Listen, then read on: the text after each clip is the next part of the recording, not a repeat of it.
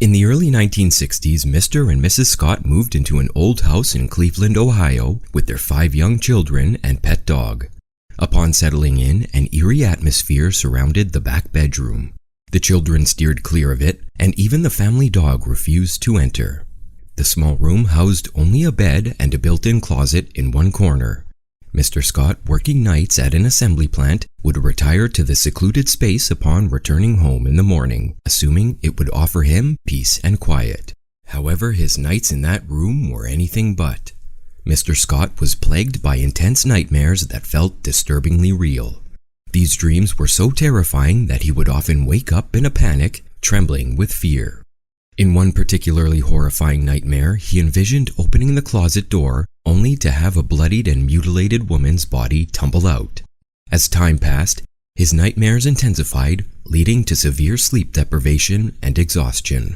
Consequently, he decided to move back to the master bedroom with his wife, which surprisingly resulted in the cessation of the disturbing dreams. However, when his mother visited and stayed in the back bedroom, she experienced a terrifying night filled with unsettling noises that left her visibly shaken. Convinced that something malevolent resided in that room, she promptly cut short her visit and returned home. Mr. and Mrs. Scott had no choice but to acknowledge that there was something strange going on with the back bedroom. When an old family friend stayed overnight in the same room, he was roused from his slumber by the sensation of being turned over. Blinking groggily, he saw a figure standing outside his bedroom door. A woman with cascading locks of hair, with her back to him. Clad in a short fur coat and a blue dress, she stood there, motionless. Driven by curiosity or perhaps an inexplicable force, he rose and advanced towards her silhouette. All of a sudden, darkness enveloped the house as every light extinguished. Disoriented, he fumbled through the blackness until the lights came back on and mysteriously found himself in the kitchen. Mrs. Scott was there at the sink, washing dishes. Then a sudden otherworldly wail pierced the air, rendering both of them speechless with dread. A noxious odor permeated the room as a heavy trap door within the kitchen floor began to creak open and slam shut repeatedly. Terrified, they contacted the authorities. Several police officers conducted a thorough search of the entire house, but their efforts yielded no findings. The following day, upon Mr. Scott's return from work, he was met by his wife and friend who recounted the unsettling events of the previous night. However, Mr. Scott remained skeptical of their claims. That night, he opted to sleep in the rear bedroom. As he was on the brink of falling asleep, he sensed movement in the room. Assuming it was his wife, he called out to her but received no response. When he turned to investigate, he was confronted by a grotesque visage mere inches away from his face, an image so horrifying that it surpassed any prior experiences. The eyes seemed to gaze through him while the mouth attempted to speak but emitted only a menacing hiss, accompanied by a putrid odor. Mr. Scott burst out of the rear bedroom in a state of sheer panic, his eyes wide with terror and his screams piercing the air. Frantically tearing at his hair, he dashed through the room, evading his friend's attempts to restrain him.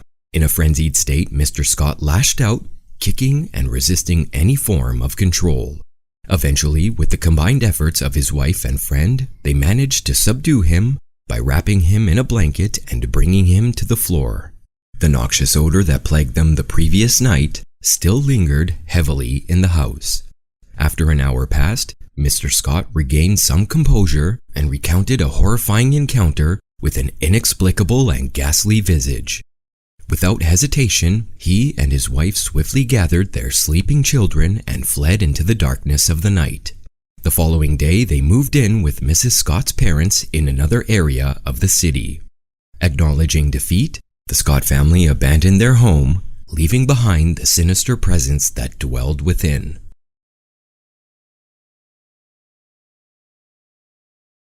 Last year, my company held a New Year's Eve party in the city. When the party was over, I left to catch the last train home that night. I sat down in my seat and gazed out the window as the city lights flashed by. After a while, I saw that the only other person in the carriage was a man in a black trench coat. He was sitting a few rows in front of me and his head was hanging down. He appeared to be dozing off. I was quite sleepy too, and my eyelids started to feel very heavy. It wasn't long until I began to doze off. A few minutes later, I was jolted awake by the rattling of the train. When I opened my eyes, something seemed different. I wasn't sure, but it seemed as if the man in the black trench coat was one seat closer to me. I thought I was just imagining things and told myself not to be so paranoid. Not long afterwards, I began to doze off again. After a few seconds, I got a strange and unpleasant feeling in the pit of my stomach. I opened my eyes, and this time, the man seemed to have moved even closer. Still, I couldn't be sure, but it was extremely unsettling. I decided to try and see if my suspicions were correct. My plan was to pretend to fall asleep again, but keep one eye half open, just to see what the man would do. He just sat there, not moving a muscle. I could feel his eyes staring at me, but he didn't budge an inch. Just as I was about to breathe a sigh of relief, I heard him muttering something under his breath. Listening closely, I could make out what he was saying over and over. "Don't be fooled. She's just pretending. Don't be fooled. She's just pretending." It made my blood run cold. My heart started pounding in my chest. Despite being scared out of my wits, I kept my head down, pretending to doze off and desperately hoping that the train would soon reach the next station. When it finally stopped and the doors opened, I bided my time and waited for the right moment. Just as the doors were about to close, I scrambled out of my seat and jumped onto the platform. I heard the doors shut behind me and turned around. As the train pulled out of the station, I saw the man in the black trench coat standing up, his face pressed against the window. There was a look of fury on his face and, in his hand, a glistening knife. Ever since then, I never take the last train home.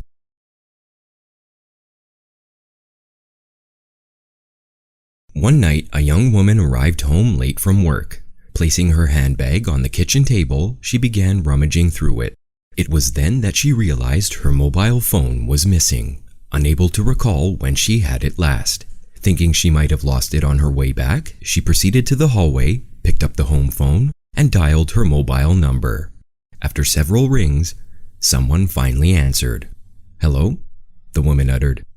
There was no response, but she could clearly hear someone breathing on the other end. "Hello? Can you hear me?" she inquired. "Hello? Can you hear me?" the woman repeated. Then, in a hushed tone, the person on the other end confirmed. "I hear you." Suddenly, the call dropped. Despite her persistent attempts to reach out by calling back, there was no answer. Eventually, feeling exasperated, she gave up. As it was already late, she decided to retire for the night. Upon entering her bedroom, she was taken aback to find her mobile phone resting on the nightstand.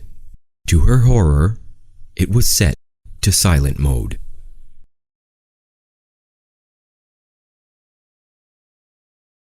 A farmer had a daughter for whom he cared more than anything on earth. She fell in love with a farmhand named David, but the farmer didn't think David was good enough for her. To keep them apart, he sent her to live with her uncle on the other side of the country. Soon after she left, David got sick and he wasted away and died. Everyone said he died of a broken heart. The farmer felt so guilty about David's death, he couldn't tell his daughter what had happened. She continued to think about David and the life they might have had together. One night, many weeks later, there was a knock on her uncle's door. When the girl opened the door, David was standing there. "Your father asked me to get you," he said. "I came here on his best horse." She packed a few things and they left. She rode behind him, clinging to his waist. But soon he began to complain of a headache. "It aches something terrible," he said. She put her hand on his forehead. "Why, you're cold as clay," she said. "I hope you're not ill." And she wrapped her handkerchief around his head. They traveled so swiftly that in a few hours they reached the farm. The girl quickly dismounted and knocked on the door. Her father was startled to see her. "Didn't you send for me?" she asked. "No, I didn't," he said. She turned to David, but he was gone, and so was the horse. So they headed over to the stable. The horse was there. It was covered with sweat and trembling with fear, but there was no sign of David. Terrified, Her father told her the truth about David's death. He then went to see David's parents. They decided to open his grave. There lay the corpse of David in its coffin, but around his head they found the girl's handkerchief.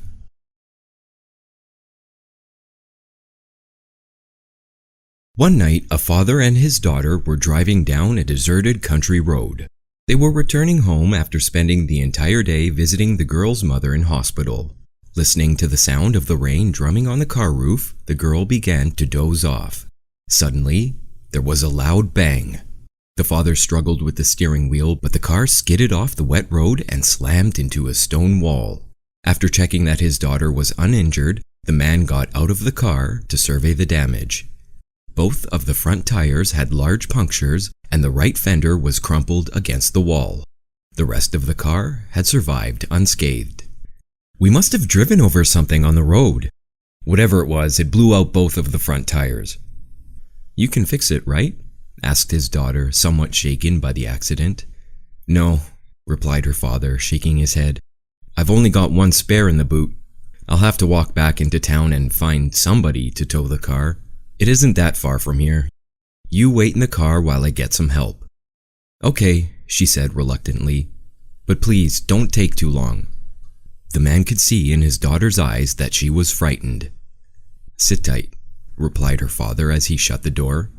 "I'll be back as soon as possible."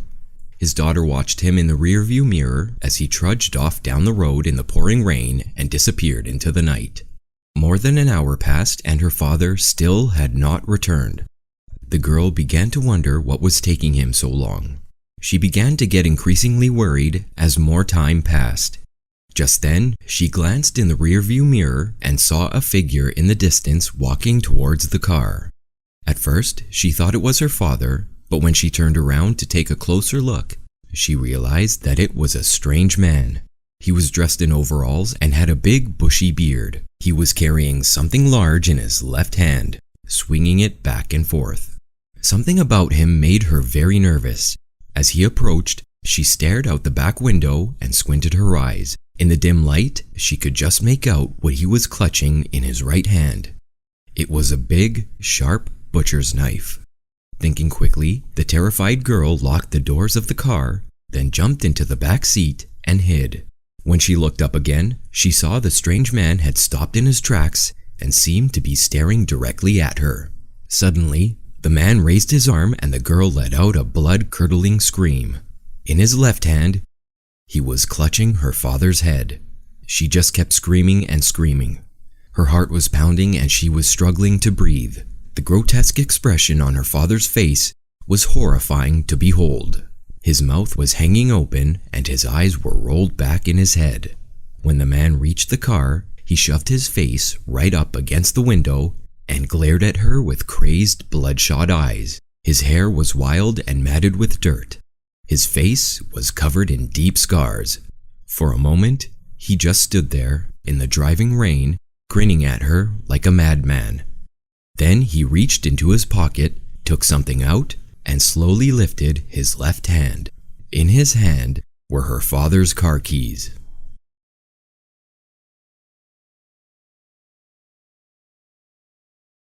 The old man lived all alone in an old, crumbling house near the sea. His garden was overgrown and neglected, and his house was surrounded by old, gnarled trees. He was a recluse and rarely ventured out of his home. No one knew his name or where he came from. Those who saw him said he had long gray hair, a wrinkled, leathery face, and dark, piercing eyes. Sometimes neighbors would see him hobbling around on a cane. The old man was rumored to be both extremely rich and extremely feeble. There were rumors that he kept a fortune in gold hidden away somewhere in his dusty abode.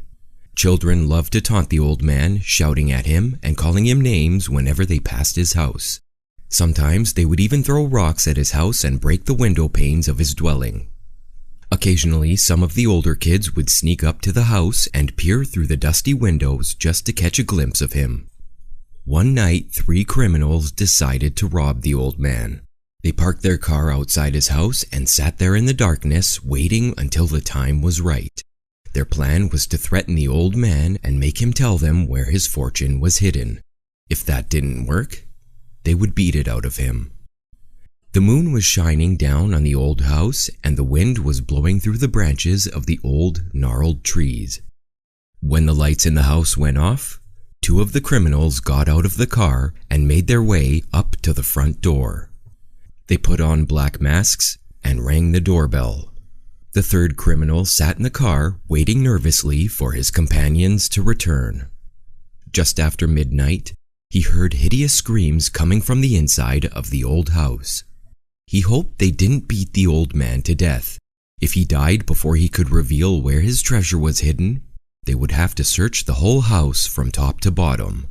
Just then, he heard footsteps coming down the path and the sound of someone opening the lock on the gate. In the dim glow of the streetlights, he strained his eyes to see, but when he looked, he didn't see what he was expecting. The next morning, an abandoned car was found parked outside the old man's house. The police checked the license plates and discovered that it had been stolen. A few days later, 3 unidentified bodies washed up on the beach. Every single bone in their bodies had been broken, and their heads were crushed beyond recognition. The 3 bodies had been reduced to little more than 3 rubbery piles of flesh.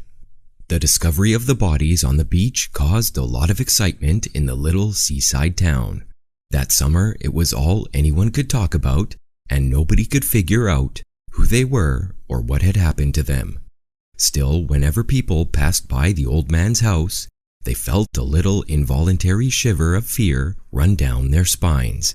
Young boys didn't dare shout at the old man or call him names anymore, and nobody dared to sneak up to his house and peer in his windows for fear of what they might see.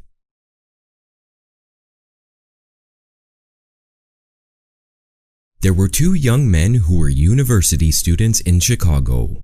For spring break, they arranged to visit some friends in another city.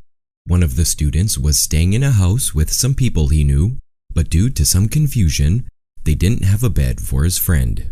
After some discussion, the friend decided to stay at a cheap motel.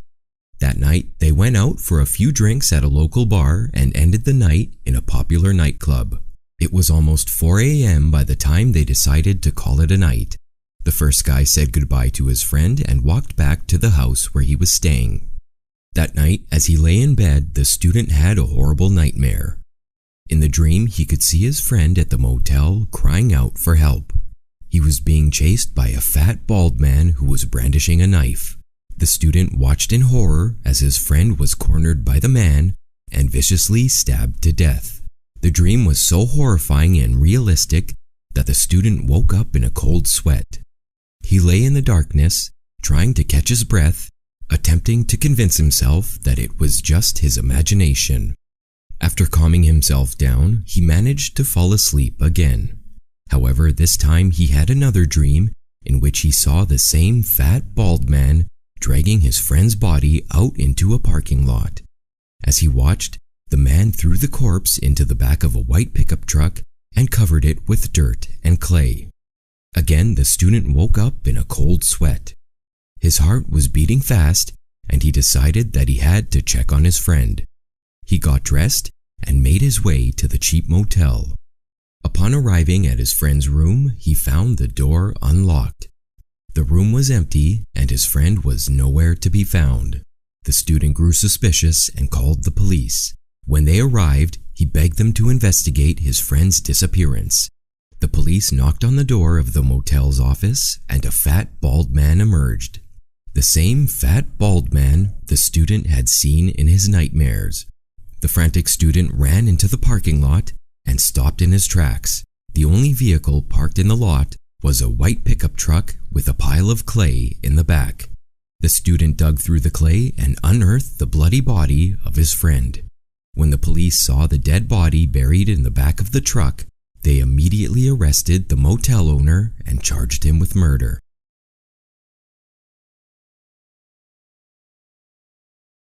My fear of the dark began when I was 8 years old. My parents moved me into my own bedroom, a small and narrow room at the back of the house, just large enough for a bunk bed and a chest of drawers. It had only one window which looked out onto the back garden and didn't let in much light. From the very first night, I remember experiencing a strange feeling of unease. As I lay on the top bunk trying to fall asleep, I thought I heard a noise. I couldn't be sure, but it seemed to be coming from the bottom bunk. The room was pitch black and the curtains on the window let in just enough light to make out vague shapes in the dark. The bottom bunk was empty, but when I peered over the edge of my bed, I could swear I saw something out of the corner of my eye. Something suddenly withdrawing out of sight into the bottom bunk. Something that did not wish to be seen. I lay there in disbelief, trying to convince myself that it was just my fevered imagination running wild. I turned to face the wall and closed my eyes, willing myself to quickly fall asleep. The rustling noise beneath me steadily increased until I couldn't ignore it anymore. Whatever was lurking in the bottom bunk began to toss and turn violently. Fear gripped my heart, and I had a terrible sinking feeling in the pit of my stomach. My pulse was racing, and I broke out into a cold sweat. I could hear the sheets thrashing back and forth below. Suddenly, the bunk bed began to shake violently, clattering against the wall. The bedsheets below me were still twisting and turning. I was too afraid to get out of bed in case the thing in the bottom bunk reached out and grabbed me. I imagined it pulling me by the ankle and dragging me off into the darkness. I was trapped in the top bunk like a cornered rat, unable to flee. I clutched my blanket and waited. The door finally burst open and my mother came in. Tears were streaming down my face. She lay down in the empty bunk and promised to stay there until morning. Eventually, I was able to fall asleep. The next day, as I played in the backyard, I kept glancing up at my bedroom window. Each time, a chill ran down my spine and my hair stood on end. I felt like something was lurking in that room, watching me play and waiting for night to fall so it could be alone with me again. I tried to tell my parents about it, but they wouldn't listen to me. They just dismissed my claims as childish fears of the dark, and when night arrived, they ushered me upstairs and forced me to get into bed. "Go to sleep," said my mother. I didn't protest. It was no use. I resigned myself to my fate, climbed up to the top bunk, got under the covers, and waited. Lying there in the darkness, alone and frightened, I began to hear the quiet rustling of bedsheets and knew it was starting again. But this time, it was different.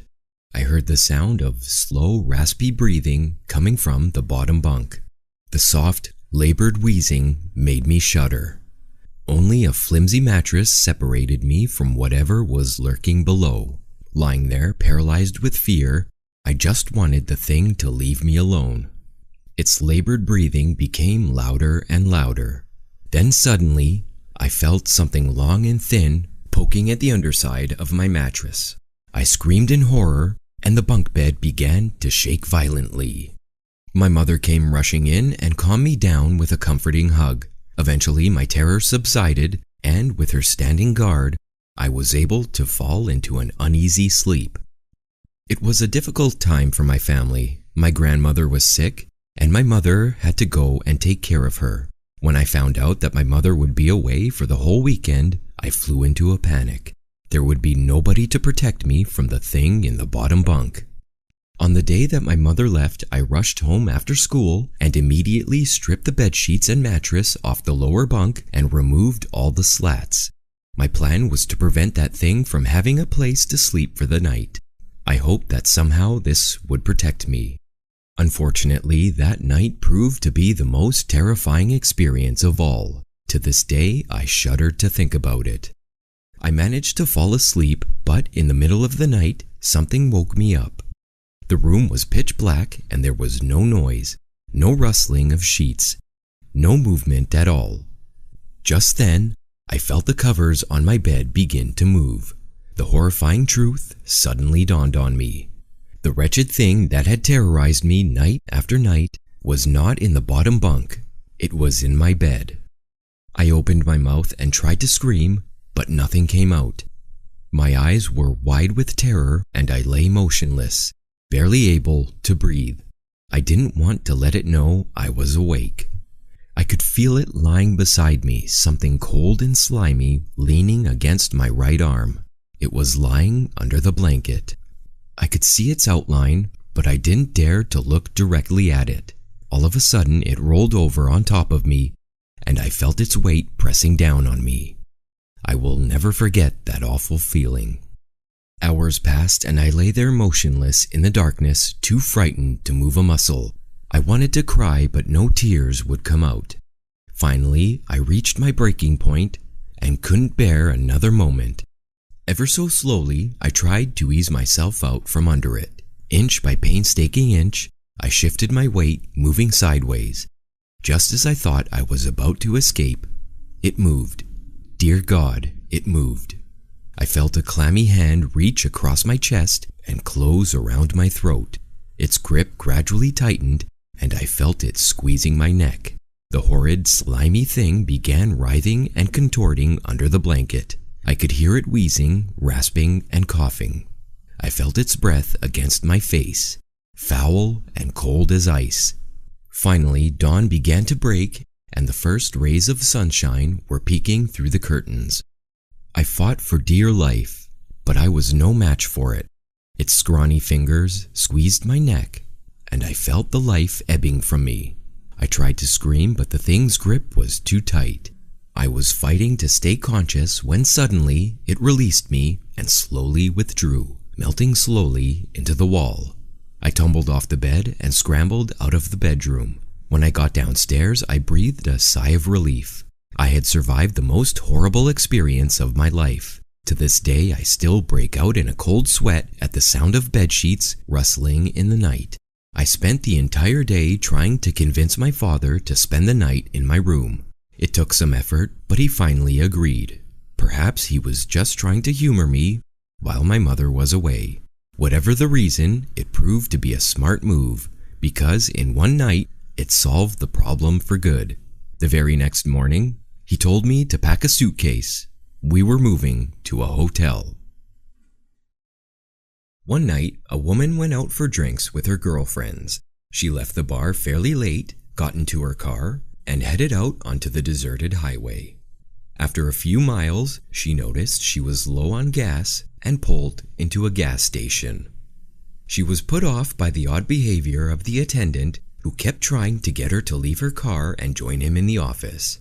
She refused and drove off as fast as she could. As she drove, she noticed a lone pair of headlights in her rearview mirror approaching fast. As the car pulled up behind her, it began to tailgate her while flashing its high beams. Now she was getting nervous. The car behind her kept flashing the lights off and on, and the driver seemed to be shouting and making signs with his hands. Through every stoplight and turn, it followed her until she reached home and pulled into her driveway. Terrified, she made a mad dash into her house and called the police. As she ran from the car, so did the driver of the car behind her, and he shouted, "Shut the door and call the police." When the police arrived, the horrible truth was finally revealed to the woman.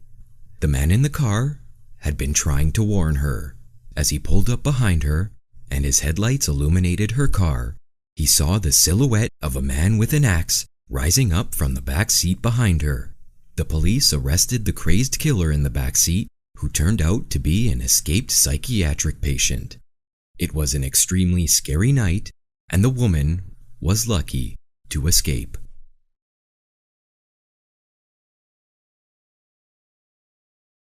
A doctor was working the night shift at the hospital. At this particular hospital, the patients were tagged with colored bands. A red band was put on patients who were recently deceased. One night, the doctor was instructed to get a few supplies from the basement of the hospital, and so he headed to the elevator. The doors opened, and there was a patient inside, just minding her own business. Patients were allowed to roam around the hospital to stretch, especially those who have been there for long. The rule was to be back in their rooms before 10. The doctor smiled at the patient before pressing the number for the basement. He found it unusual that the woman didn't have a button already pressed. He just assumed she was heading to the basement as well. The elevator finally reached the floor and the doors opened. In the distance, a man limped towards the elevator, and in a panic, the doctor slammed the elevator button to close. It finally did, and the elevator began to ascend back up. The doctor's heart pounding. "Why did you do that? He was trying to use the elevator," the woman stated, annoyed. "Didn't you see his wrist?" the doctor asked.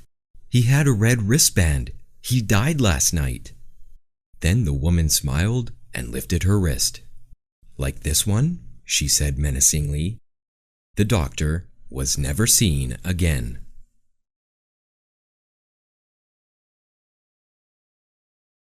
A hiker decided to go on a solo hike. Nothing seemed strange to him until he started making his way back to his car. He figured an 8-hour hike was good enough. The sky was already getting dark and he needed to get back. What was odd was how much he didn't recognize the trail back, and so he began to panic. Night had already taken over, and all he had was a flashlight and no clue how to get back. He knew it was already too late and too dangerous to keep going through the perilous forest. He began to worry that he would have no shelter for the night when, almost luckily enough, he stumbled across a broken-down cabin. It was dark and seemed like no one had visited it in years, but he knew it was the only place where he could rest until daylight, especially since his flashlight was running out of battery.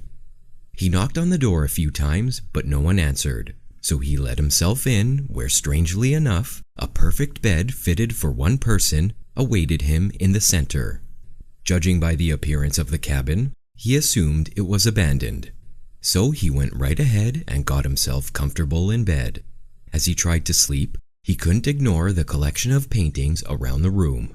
Portraits of strange-looking people all peering at him, each wearing a smile that sent chills up his spine.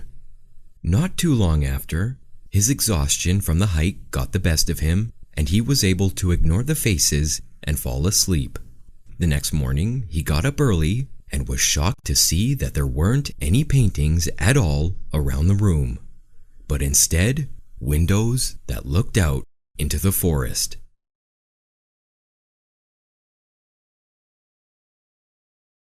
Myers and his friend were driving home from a party in San Francisco. It was a wretched night, bitingly cold, and raining with such violence that driving was difficult. As they drew near a stop sign on Mission Street, they made out the distinct form of a woman standing on the corner alone, as if she were waiting for someone. Since it was after 2 o'clock in the morning and they knew that the streetcars were no longer running, they stared at her curiously as they drew up to the corner. Then Myers brought the car to a sharp halt, for standing in the pouring rain without a coat or umbrella was a lovely girl dressed in a thin white evening gown. She was evidently in some embarrassment or trouble, so without hesitation they offered to take her home. She accepted and got into the back seat of their 2-door sedan. Realizing that she must be chilled, they wrapped her in the car blanket. She gave them an address near Twin Peaks and added that she lived there with her mother. However, she made no attempt to explain her presence on Mission Street in the pouring rain without a coat or umbrella. The men started toward Twin Peaks, making some efforts at conversation, to which the girl responded politely, but in a manner which showed plainly that she did not care to talk. When they reached 5th Street, Myers's friend looked around to see if she were comfortable. To his surprise, there was no one in the back seat. Startled, he leaned over to see if she might have fallen to the floor, but except for the crumpled blanket, there was nothing to be seen. Amazed and frightened, he made Myers stop the car. Without a doubt, the girl was gone. The only possible explanation of her disappearance was that she had slipped quietly out of the car. But they hadn't stopped since picking her up. That she could have jumped from the moving car and closed the door behind her was almost impossible.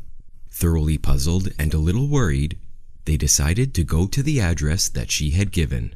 After some difficulty, they found the house, an old ramshackle building with a dim light showing from the interior. They knocked, and after a long wait, the door was opened by a frail old woman clutching a shawl over her shoulders. As they began their story, they were struck by the complete incredibility of the entire situation. Feeling more and more foolish, they stumbled on as best they could. The old woman listened patiently, almost as if she had heard the same story before. When they had finished, she smiled. "Where did you say you picked her up?" she asked. "On First and Mission," replied Myers.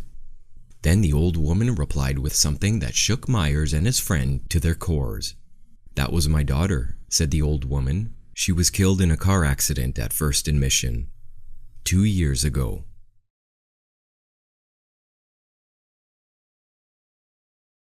A mother and father went out for the evening.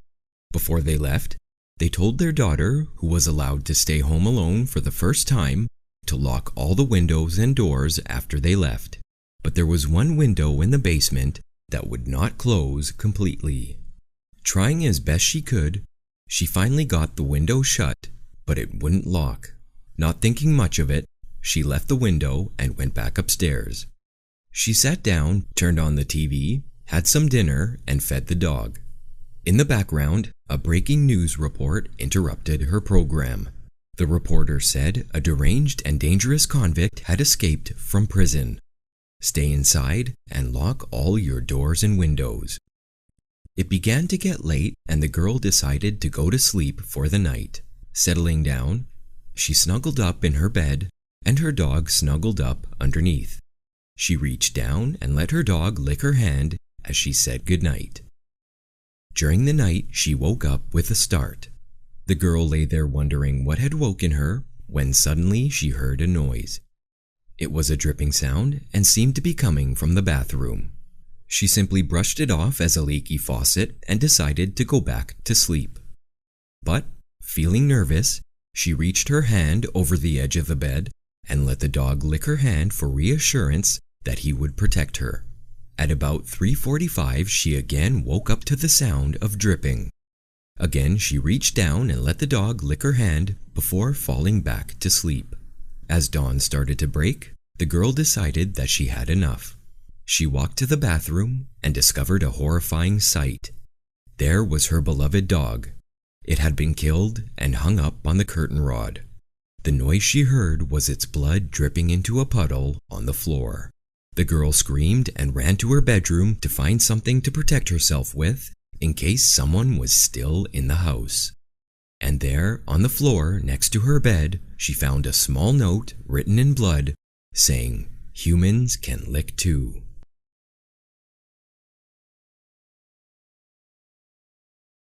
In the heart of a small secluded town nestled between rolling hills and dense forests, there stood an old dilapidated garage.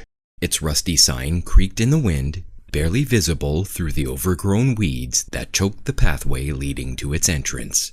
The townsfolk whispered tales of the garage's haunted past, of strange stories echoing from within its walls long after dark, and the mysterious disappearance of anyone who dared to venture inside. Among the relics of forgotten automobiles that littered the garage's interior, there sat a car unlike any other, a sleek vintage vehicle with a polished black exterior that seemed to gleam even in the dim light. Its headlights, like twin beacons in the darkness, pierced through the darkness with an eerie glow, casting long, twisted shadows that danced along the walls. Legend had it that the car was cursed, its very presence a harbinger of doom for those who crossed its path. Many years ago, it was said to have belonged to a wealthy businessman who met a tragic end in a fiery crash on a lonely stretch of road just outside town. Since that fateful night, the car had become a vessel for his restless spirit, doomed to roam the earth in search of souls to claim as its own. Despite the warnings of the townsfolk, there were those who dared to test the limits of the car's malevolent power. They spoke of late-night joyrides through the winding roads of the surrounding countryside, where the car seemed to take on a life of its own, hurtling through the darkness at breakneck speeds with no driver at the wheel. But those who dared to challenge the car's curse soon learned that there was no escaping its grasp. One by one, they vanished without a trace, their fate a chilling reminder of the car's insatiable hunger for souls. Among the few who remained was a young mechanic named Ethan, drawn to the garage by a fascination with the supernatural and a desire to uncover the truth behind the car's haunting. Ignoring the warnings of the townsfolk, he ventured into the garage alone, determined to unravel the mystery that shrouded the cursed vehicle. As he stepped through the threshold, a chill swept over him, sending shivers up his spine. The air was thick with the scent of motor oil and decay, and the faint sound of whispers echoed from the shadows that loomed in every corner. Undeterred, Ethan pressed on, his heart pounding in his chest as he approached the car. Its headlights flickered ominously, casting a sickly glow that seemed to beckon him closer, drawing him inexorably into its grasp.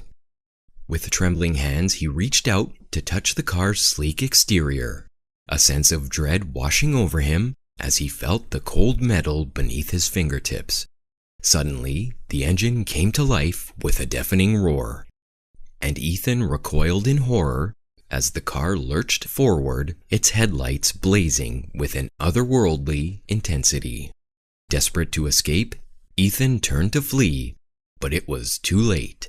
The car had him in its clutches, its malevolent spirit feeding off his fear and despair. With a menacing lurch, it sped off into the night, leaving behind nothing but an empty garage and the chilling echoes of Ethan's screams. To this day, the haunted car roams the countryside, snatching up unsuspecting victims, its twisted form a specter of terror for those who dare to cross its path.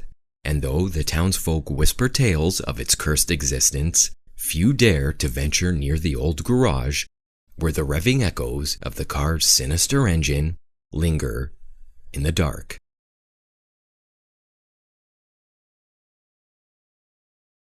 In the dusty corner of an old bookstore, nestled among forgotten tombs and cobweb-covered shelves, lay a book unlike any other. Its leather-bound cover was weathered and worn, its pages yellowed with age. But there was something about it, something that drew the eye of Daniel, a curious bibliophile with a penchant for the macabre. One stormy night, Daniel stumbled upon the book. Intrigued by its eerie aura, he hesitated only momentarily before reaching out and plucking it from its resting place. Little did he know, his life was about to take a terrifying turn. As Daniel delved into the pages of the book, he found himself ensnared in its dark and twisted tales. Each story seemed to come alive before his eyes, transporting him to shadowy realms filled with malevolent spirits and vengeful ghosts. Yet despite the chilling nature of the stories, Daniel couldn't tear himself away. It was as if the book held some strange power over him, compelling him to read on even as fear gnawed at his insides. Night after night, Daniel found himself haunted by the nightmares of the horrors he had read. Sleep became a torment, and the lines between fiction and reality began to blur. Strange occurrences plagued his waking hours, a flickering light here, a creaking board there, as if the very walls of his home were whispering secrets from the book's pages. Desperate for relief, Daniel sought the help of a local historian, hoping to uncover the origins of the cursed tomb. But the historian's warnings fell on deaf ears as Daniel stubbornly clung to the book, unable to break free from its sinister grip. As weeks turned into months, Daniel's sanity began to fray. He became a shell of his former self, consumed by paranoia and dread. The book seemed to taunt him, its pages mocking his futile attempts to escape its clutches. Finally, in a moment of clarity, Daniel realized that the only way to break free from the book's curse was to rid himself of it once and for all. With trembling hands, he gathered the accursed tomb and ventured into the heart of the forest, determined to banish it from his life forever. With each step, the weight of the book grew heavier, as if fighting to retain its hold over him. But Daniel pressed on, driven by a newfound resolve, and when he reached the edge of a yawning chasm, he cast the book into its depths, watching it as it disappeared into the darkness below. As the echoes of its descent faded into silence, Daniel felt a sense of relief wash over him.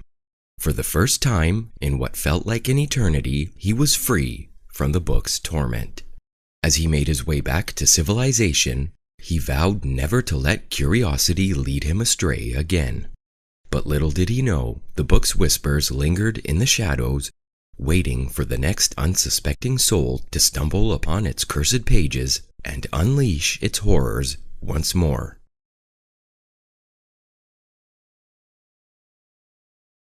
A few days ago, an unsettling letter arrived in my mailbox bearing the familiar handwriting of my girlfriend, Christy. As I unfolded the worn paper, her words sent a shiver down my spine. "James, I need you to do something for me tonight. It's very, very important that you do it exactly as I ask. You're probably going to think that this is all crazy, but please, just humor me. Maybe we can laugh about this if I ever come back.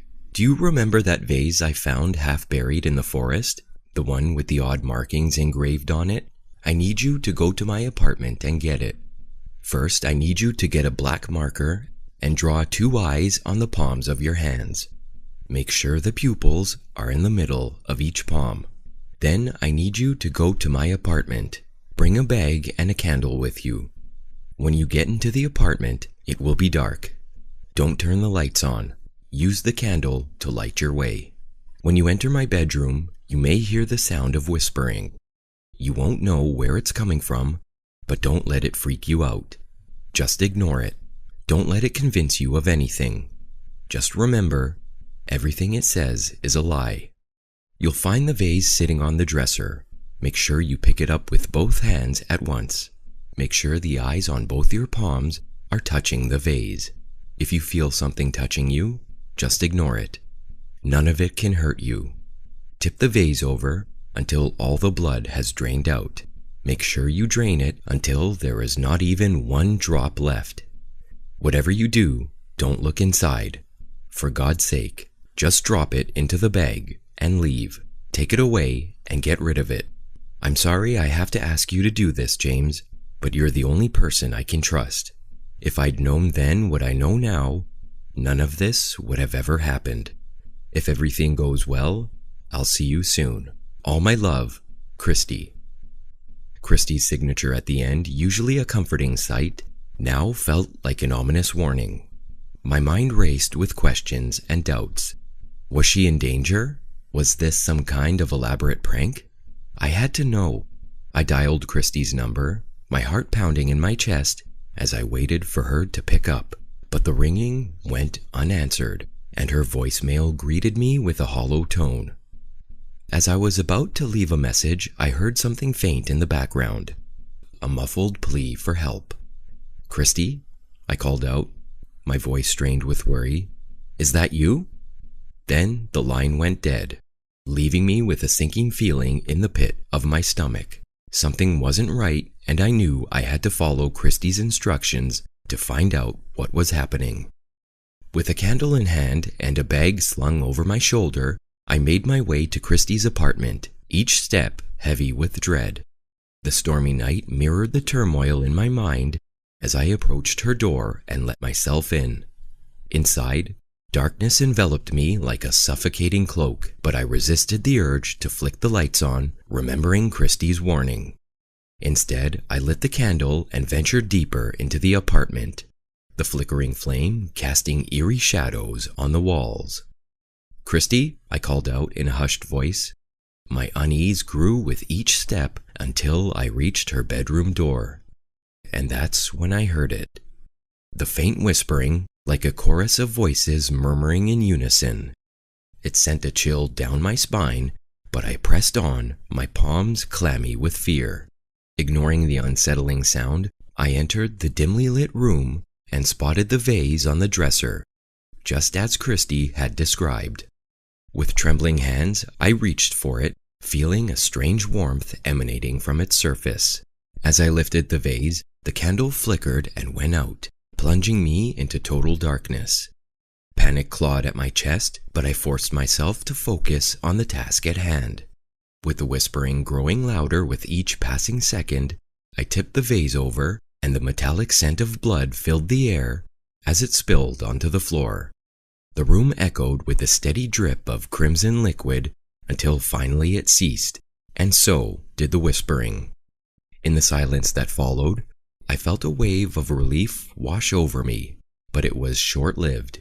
A sudden realization struck me.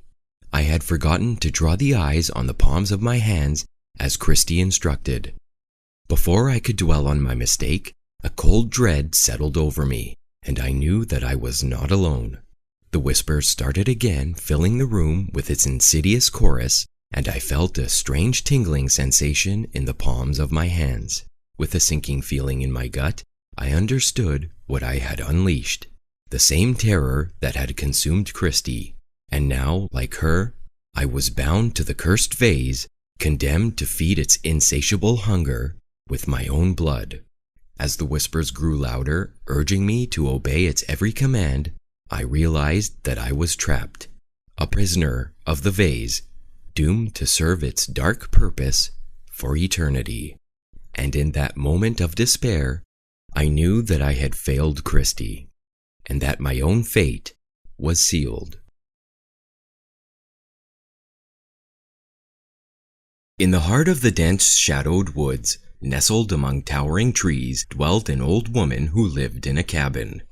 She was as old as time itself, her gnarled fingers twisted with age, and her eyes gleaming with an otherworldly wisdom. It was said that for centuries she called these woods her home, weaving spells and enchantments that kept intruders at bay.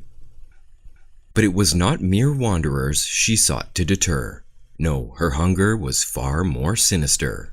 She preyed upon the lost and the wayward, luring unsuspecting hikers deeper into the labyrinths of the forest, only to ensnare them in her web of dark magic, making them her slaves for all of eternity. One fateful day, a beautiful young hiker named Sarah, a brave soul with a thirst for adventure and a heart full of wanderlust, decided to explore the mysterious woods. It wasn't long before her excitement turned to panic. Her compass began to malfunction, and soon she was lost. Desperation clawed at her as she wandered deeper into the heart of the woods, her fear mounting with every step. And then, just when all seemed lost, she stumbled upon a quaint cottage nestled among the trees.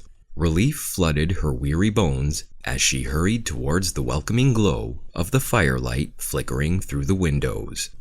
She knocked on the door. It opened instantly, as if Sarah had been expected. But as she stepped across the threshold, a chill swept over her. The air was thick with the scent of herbs and decay, and the shadows danced menacingly upon the walls. And there, in the center of the room, stood the old woman. With a crooked grin, the woman welcomed Sarah into her home, offering her food and drink in a voice that shook Sarah to her core. Although the old woman looked sweet and innocent, albeit a little strange, something about her rubbed Sarah the wrong way. Trusting her gut, Sarah made her excuses and fled into the night. Then the old woman broke out in cackling laughter that echoed through the forest and in Sarah's ears as she ran. For hours, she stumbled blindly through the darkness, the oppressive weight of the forest pressing down upon her like a suffocating blanket. But just when she thought she could run no longer, a ray of moonlight pierced through the foliage above, illuminating a path through the trees. With renewed hope coursing through her veins, Sarah followed the light, her heart pounding with each step. At last, she emerged from the depths of the woods, blinking in the soft glow of the moon. Relief flooded her weary muscles as she collapsed onto the forest floor, her breath coming in ragged gasps. Finally, she was safe.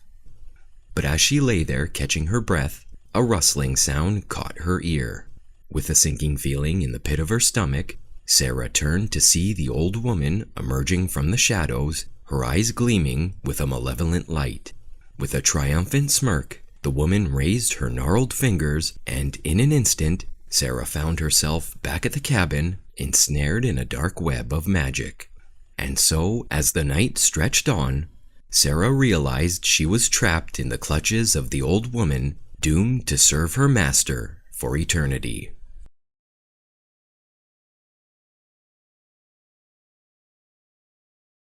In the quiet, moonlit hours of a chilly October night, a group of 5 friends ventured into the heart of the old cemetery on the outskirts of town. They laughed and joked nervously as they weaved through the weathered tombstones, their footsteps echoing off the mausoleum walls. Among them was Nikki, the brave one who dared her friends to explore the graveyard at midnight. There was Jake, the skeptic, who scoffed at the idea of ghosts and ghouls. Emma, the timid one, clutched her sweater tightly around her, her eyes darting around at every shadow. Michael, the thrill-seeker, who relished the adrenaline rush of the unknown. And finally, Alex, the storyteller who spun tales of the cemetery's haunted history. As they wandered deeper into the maze of graves, the air grew heavy with an oppressive silence, only broken by the occasional creak of a rusted gate or the distant hoot of an owl. Nikki led the group to a particularly old-looking crypt nestled in the shadow of a weathered oak tree. "Let's see if we can summon a spirit," she whispered mischievously, her eyes glinting with excitement. Jake rolled his eyes. "Come on, Nikki, don't be ridiculous. There's no such thing as ghosts." But Nikki was undeterred. Ignoring Jake's protests, she produced a battered Ouija board from her backpack and placed it on the ground in front of the crypt. The group gathered around, their fingers trembling as they placed them on the planchette. "Is there anyone here with us?" Nikki called out into the darkness. For a moment, nothing happened. Then, slowly, the planchette began to move, spelling out the letters S-C-R-E-A-M on the board. A chill ran down Emma's spine as she looked up, her eyes wide with fear. "What does that mean?" she whispered.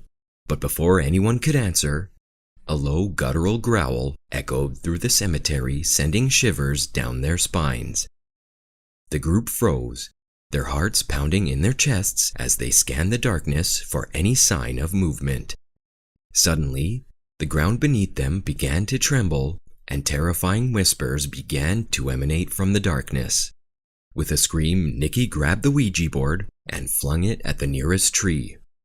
It was then that they realized they were lost in the darkness of the cemetery.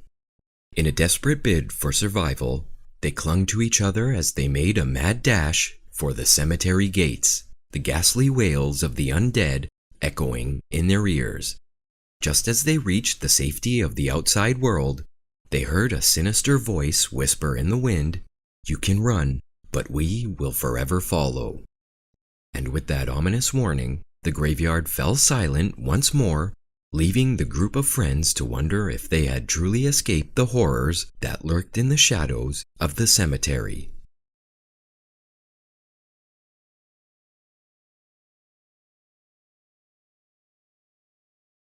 In the heart of the small town of Millbrook, nestled amongst overgrown weeds and towering piles of rusted metal, lay the notorious junkyard.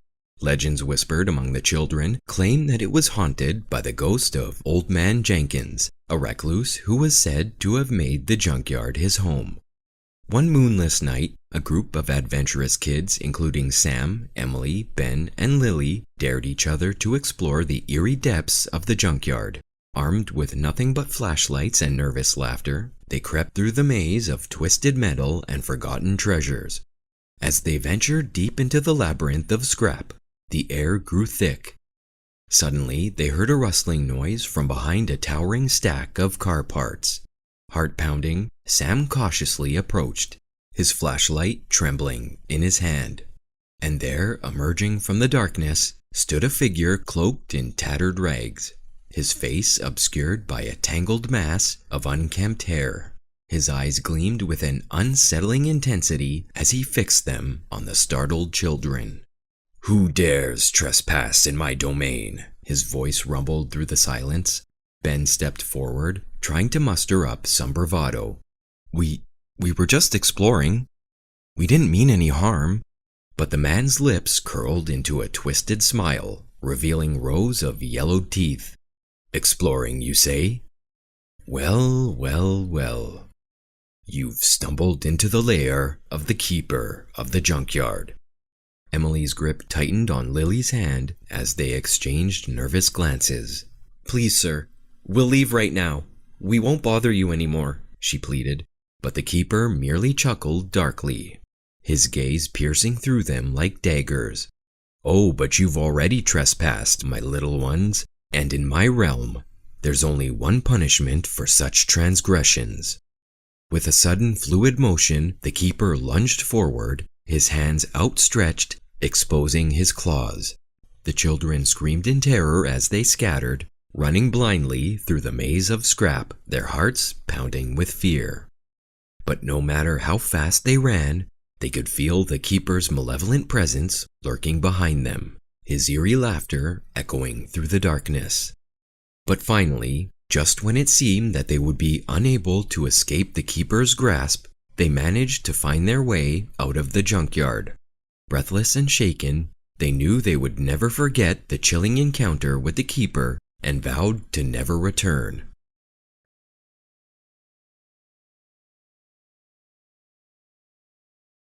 An old man sat in front of the fireplace one evening, just sat and rocked, warming his feet by the fire. The fire crackled, the rocking chair creaked. Then a thing slowly rose in the flames, stepped out of the fire, and stood in front of the man. They just looked at one another, that thing and that man. Without saying a word, that thing sat down in the second rocking chair and started rocking right in time with that old man.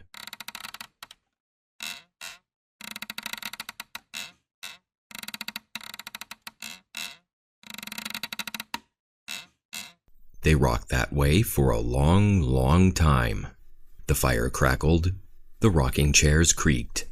Then that thing turned to the man and grinned and said, "Nobody's sitting here rocking by the fire. Nobody rocking but us." Well, that man jumped right out of the rocking chair, ran right through the front door, lurched down the porch stairs, and raced down the road. That old man ran faster than any old man had ever run. As his bare feet slapped against the road, that old man heard something close behind him. He felt something warm on the back of his neck. He looked over his shoulder, and there was that thing, breathing its foul breath on him and running just as fast as he was. That thing grinned and said, "Nobody running down this here road. Nobody running but you and me." That man ran faster than any man, old or young, had ever run. His heart nearly pounded its way out of his chest. His lungs burned as he struggled to get away from that thing. A wall of smooth stone stood at the bend in the road. The old man fell against that wall and panted as he tried to catch his breath. He looked down the road to see if that thing was near. It was. That thing was leaning against the wall, right beside the man, with its long, dirty fingernails. That thing grinned and said, "Nobody leaning up against this here wall. Nobody leaning but you and me." That old man started to climb that wall, but the stones were too smooth. That old man slid and slipped and slid some more. And right next to him was that thing, climbing and slipping and sliding and grinning as it said, "There's nobody trying to climb this here wall. Nobody climbing but you and me." The old man quickly reached the top of the wall, a little too quickly, for he lost his grip. He slipped and fell on the other side of the wall. That thing reached the top of the wall and jumped and landed on the old man. It pushed itself up and looked that old man in the eye. It grinned and said, "There's nobody trying to climb this here wall. Nobody climbing but you and me." That's when the old man passed out. The next morning, somebody came along and saw that old man beside the wall. That somebody shook the old man until he revived and helped him up from the ground. That somebody dusted off the old man's clothes and put an arm around his shoulder.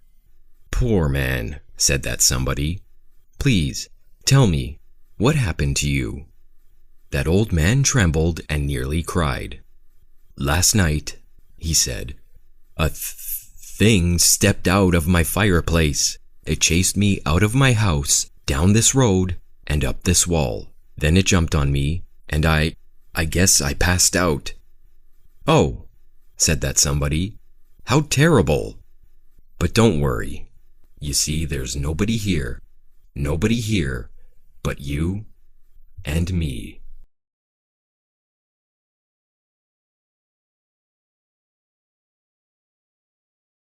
It was the holidays, and most of the kids had gone home from boarding school for a week. Some of the students, however, lived too far away, or their parents were out of the country, or someone was going to pick them up later in the week. To save electricity and heating oil, all the students from all the dorms were moved into 2 dorms temporarily, one for guys and one for gals. In the girls' dorm, 2 girls who had never met were put into a room together. They hit it off well from the first, and the sun had long set when they got back from the dining commons that night and went to their room. The older girl told the younger girl that she had seen someone in the shadows outside the dorm, and they agreed to keep the door to the room locked. Then the older girl went down the hall to take a shower. She was gone a long time, and the younger girl began to get scared. She stood with her ear against the locked door of the room, hoping to hear the older girl coming down the hall. What she heard terrified her. It was a noise like a huge snake, sliding down the hall and moving slowly towards the door. Then she heard a gurgling sound, like a monster blowing bubbles in the water of a lagoon. Then something began to claw at the door, scratching as if it wanted to get in. The young girl screamed. What was that thing? Some kind of huge, hideous animal that crawled like a snake and clawed at the door? The scratching went on and on. Was it some kind of maniac? What weapon did he have? Was he cutting slowly through the door? The younger girl retreated from the door into a corner away from the windows. She slid slowly down into a seated position and began to cry. The scratching, clawing sound went on and on for hours. The girl cried herself to sleep. When she woke up, it was bright outside, long after sunrise. There was no sound at all in the dorm. There was no sound at all in the hall. The younger girl walked slowly to the door. Did she dare to open it? She gently took hold of the knob with one hand. Was the monster waiting just outside, waiting for her to open the door? She took the knob of the door lock in the other hand. Was the maniac just down the hall with his weapon, waiting? Slowly she turned the lock. On the hall floor was the other girl, dead in a pool of blood. Her throat had been cut. The door was covered with scratches from her fingernails.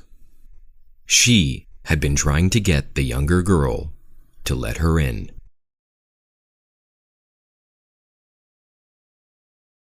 When Stacy was born, her mother lived just long enough to kiss her baby girl goodbye. Her heartbroken father took the newborn to his sister Mary and her husband Michael. "How can I raise a baby?" he asked. "I know nothing about babies. Please, help me." And of course they did. Baby Stacy was snuggled into the family alongside her cousins and grew up like a daughter in the house. Her father went north to find work in farm country, but he came back every weekend to see his baby girl and brought Mary and Michael money for her keep. One day, Stacy's father was driving a threshing machine and one of the moving parts stopped working. When he went back to see what was wrong, there was an accident, and now Stacy was an orphan. Just 3 years old, Stacy was too young to understand much of this, but her aunt told her the story, cuddling the girl on her knee. Stacy wanted to hear the story again and again as she grew up. Aunt Mary always ended it the same way. "So now you're a daughter in this house, and will be all your life, and that's the end of that." It was the end, Stacy thought, but she always felt odd that she couldn't remember much about what her father looked like. She'd been so young when he died, and there was no photograph, not even a wedding picture. So Stacy grew up looking after her younger cousins and helping Mary in the kitchen, playing with her schoolmates, and living on the small farm that kept the growing family supplied with food. Stacy was now the middle child in a large family, all boys except for her. Sometimes, as they cooked and cleaned and mended, Aunt Mary would reach out and rub the back of her hand on Stacy's cheek. "It's good to have a daughter in the midst of all these sons," she'd say. Without ever putting it into words, Stacy knew that was Mary's way of saying she wasn't just here to work and that she loved her. One day when Stacy was about 14, Aunt Mary called her into the parlor. It was a frightening thing to be summoned to this cold, clean room with its good furniture, too special to use every day. The parlor was reserved for the minister and other important guests, or for a talking to from Aunt Mary before Uncle Mike took you out back to cut a switch off the birch tree. In her mind, Stacy ran through what she could have done wrong as she walked into the parlor. Aunt Mary took one look at her expression and burst out laughing. "Dearie me, don't look so scared. I only want to talk to you. Stacy, sit here." She patted the sofa beside her. When Stacy sat down, Mary took her hand and held it a moment before speaking. She didn't even look at Stacy. "Daughter of mine," said her aunt, "it's not the end of the world, but it's hard times, that's sure. Your uncle can't get to work, and I can't go myself since the twins were born. They're too young to be without me all day. But you, Stacy, you're a great, strong lass." Her aunt looked at her, and Stacy was surprised to see pleading and tears in her eyes. "We need you to go to work and bring your wages home. We'll get through this bad patch, but we need money.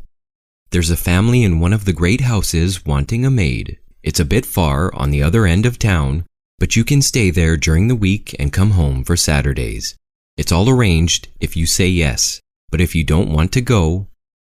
Aunt Mary didn't finish the sentence. She just looked at Stacy. Stacy tried to keep a grin from her face. She could see that her aunt was upset, but Stacy was excited. The city, a big house, a chance to see how other people lived. Maybe there would be a girl her own age in the house. Stacy could feel her face breaking into a smile and bit her lip hard to stop herself. Aunt Mary was a smart woman. She gave a rueful laugh and squeezed Stacy's hand. "Well, if that's the way of it, we'll have Uncle Mike take you across on Monday." She leaned over and kissed the top of Stacy's head. On Monday morning, Mike took his niece to the house, a long ride in a borrowed pony cart. Stacy carried Aunt Mary's gold-handled carpet bag. Inside it were 2 spare dresses, her nightgown, and the rag doll Aunt Mary had made for her when she was a wee girl. She'd meant to leave the rag doll home now that she was a grown woman working in town, but at the last minute she wanted it so badly, she couldn't say why, that she hid it under her nightgown in the bag. She bid her uncle a cheery goodbye and ran up the steps to the house. She didn't look back, but Stacy could hear Uncle Mike turning the cart and the slow crunch of the wheels across the drive, and she knew he was looking back at her. She gulped down the fear in her throat, straightened her back, and knocked on the big oak doors. An angry voice came from the lawn. "Here, you! Don't use the main doors. They're for your betters. Go round to the servants' entrance. What's wrong with you, country bumpkin? Are you stupid?" A man was standing at the side of the house. No, not a man, but a boy about Stacy's age, big for his age, hands on his hips, face red with anger. He stared at Stacy as she approached. His clothes were expensive, clean, and perfect. Stacy knew at once he was a son in her employer's family. She started to stammer an apology. The boy snarled, "Get away!" and swung his walking stick at her. She ducked and ran for the servants' entrance at the back. Stacy soon learned that the young man, Grady Smith, was best avoided. The cooks, the groomsmen, the butlers, and the other maid all rolled their eyes and shook their heads when his name came up. Once, sitting in the kitchen, talking to the cooks, the head butler called him an impertinent little boy. Stacy didn't know what impertinent meant, but she liked anyone calling such a self-important person a little boy, especially when he was so big. So the weeks went by. Stacy slept in a little room under the attic eaves, and spent her days cleaning, sewing, sometimes even cooking. She loved the kitchen with its warm smells and welcoming smiles from the cooks and would linger there often and as long as possible. But she worked quickly in the parlor, the drawing room, and any other place where she might be caught alone by Grady, who would as soon slap a servant as say good morning to her. And every weekend, Mary went home. One day, when they were baking bread together and Stacy had her sleeves pushed up to work through the dough, her aunt noticed a bruise on Stacy's arm. "How did you come by that, dearie?" Embarrassed, Stacy pulled her sleeve down. "Oh, clumsy me," she said. She knew her aunt and uncle were feeding the family with the money she brought home now that winter had set in. She wasn't going to complain or tell her aunt how Grady liked to wait at hall corners to jump out and scare her so badly she would upset the mop pail, how he would run away laughing, leaving her to clean up the mess, or how he snuck behind her as she started the morning fire in the great downstairs fireplace and yelled so that she jumped up and hit her head on the stones. No, there was no point in saying anything about awful young Grady. Stacy was clever enough to avoid him most of the time, and tough enough to accept what came her way when she couldn't. One night, Stacy stumbled to her bed later than usual. One of the cooks was sick, and she'd been lending a hand in the kitchen. Bone weary, she didn't see a shadow move in the hallway. Out stepped Grady and gave her a shove. She fell into the railing of the staircase, smacking her ribs so the breath flew out of her. "Sneaking round in the night, trying to steal something, no doubt," he snarled. Stacy's patience snapped. "Let poor honest working folk get to bed, you great overgrown bully. For shame, master, to be in this house, and not the manners of a schoolboy. Uncle Mike would whip you till you couldn't stand." Grady's eyes widened. His face grew dark. "You can't talk to me like that," he shrieked and launched himself at her. She was against the stair railing, and as he came to her, Stacy knew two things. She couldn't fall, and she couldn't let him fall, no matter how badly she wanted to. Whoever fell would be killed. She was a great strong girl. Her aunt had said so. Planting her feet, Stacy held onto the rail as he slammed into her, grabbed him by his nightshirt as he teetered, and held him upright. Swaying but not falling, she pushed him. Hard. He landed safely on the hall floor, sliding on his backside across the polished surface into the wall. In fury, he leapt up and tackled her again, this time grabbing her arm as if to wrench it from the railing. Stacy felt a sharp burning encircle her elbow. She gasped. She'd never felt pain like that before. They both heard the sharp crack at the same moment. He let her go, but it was too late. Stacy grabbed at her arm, wincing as she touched it, reeling sideways to avoid the stairs. Grady stood wide-eyed a moment, then turned and ran yelling. "Thief!" Her arm throbbing, her head muddled with pain, Stacy didn't think. She just moved. Down the staircase she ran, cradling her arm against her side with her other hand. The great oak doors were closed and barred, but there was no stopping her. The beam that barred the door, which required two men to put in place, she flipped up with one mighty thrust and barreled through the doorway. She fled into the snowy night as the cries of the waking household faded behind her. She was running like a frightened animal, away from that house, away from that boy, toward home. But home was a long way away, and it was dark and cold and snowing. Stacy was wearing only her maid's uniform, and now her arm throbbed so badly she could hardly draw breath. She looked around. Nothing was familiar. With a sinking feeling in the pit of her stomach, Stacy realized she was lost. "What do I do now?" She spoke into the empty air, but from the darkness a voice answered. "And what is it you want to do, young Stacy?" In a whisper that was half whimper, she said, "I want to go home." "Then home it is," said the man, appearing at her side. He was stocky, not much taller than she was. His black hair shot through with gray. He held out a hand to her, then drew back. "I do not like the look of that arm. Let me see." Shaking from cold and fear, Stacy stood silent, but when the man touched her arm, she winced. He said. "This will hurt, but then it will feel better." He touched her arm again, and it burned, then stopped. Her arm still throbbed, but it was a dull ache, not the sharp pain of before. "Now, let's get you home to Aunt Mary, young lady." He held out his hand and she took it. There was nothing left to say or do. She was cold, she was tired, and she wanted to go home. They walked and he talked, asking Stacy about the school at her aunt's village and what Stacy learned there. But he never asked her about the big house or why she was standing in the snow with a broken arm. In the early light of dawn, she swayed on her feet and started to fall. She didn't react when the man picked her up like a rag doll and carried her the rest of the way to Aunt Mary's, laying her down in the doorway. Such a fuss was made. The whole household got up, the little cousins dancing around, bringing blankets and warm clothes. Mary dressed Stacy in a dry flannel nightgown and got some hot tea down her while the young ones pulled woolen socks over her feet. Sitting on the floor in front of the fire, Mary tucked Stacy into the quilts and rocked her in her arms until she fell asleep, safe and warm. It was late in the morning when Stacy awoke in her aunt and uncle's bed. The first thing she saw was her aunt sitting in a chair by the bed, smiling at her. Stacy smiled back. Aunt Mary spoke. "Well now, Mr. Smith's been around with your bag and 2 months' wages." Her mouth set in a hard line. "Seems to think there's been a misunderstanding and doesn't want to get the police involved." She shook her head, then smiled at Stacy again. "So, you'll not go back to that place.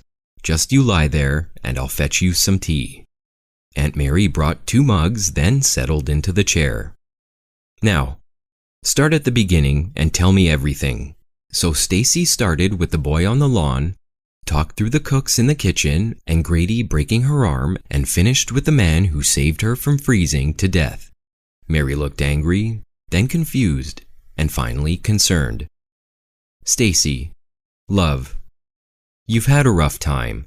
Your arm's got a bruise the size of a horse's hoof, but the bone's not broken, and no one brought you home.